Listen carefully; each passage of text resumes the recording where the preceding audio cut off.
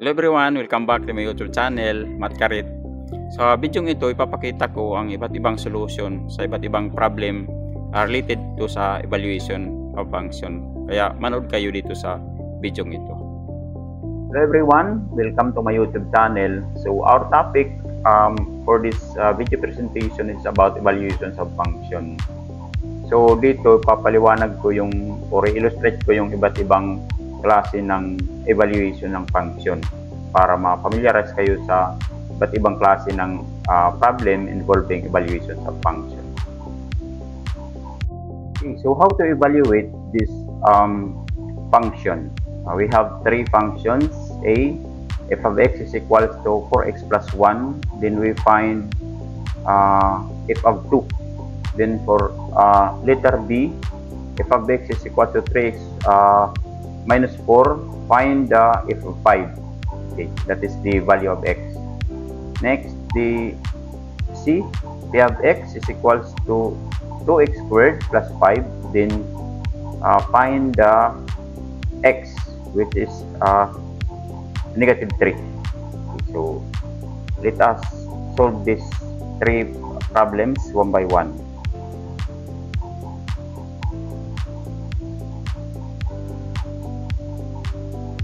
Okay, so for letter A, we have f of x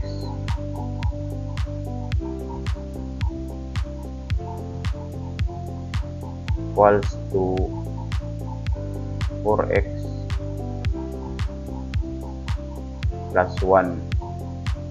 Then we are required to find the f of 2.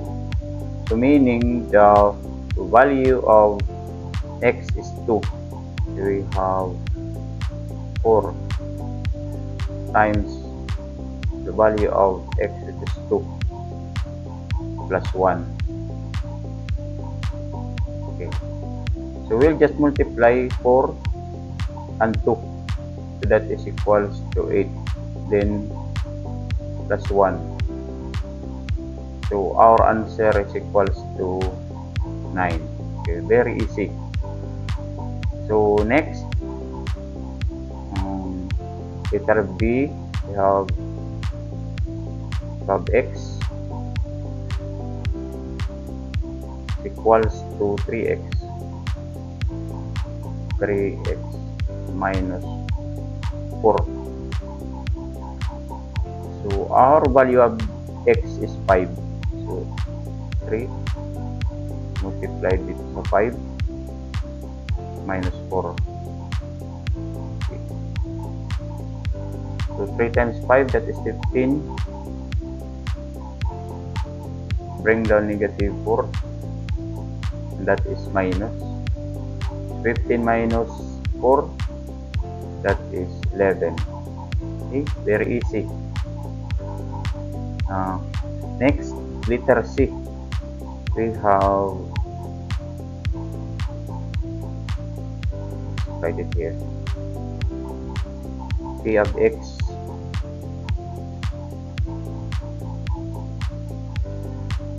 equals to 2x squared plus 5. Ang value ng x natin dito ay negative 3.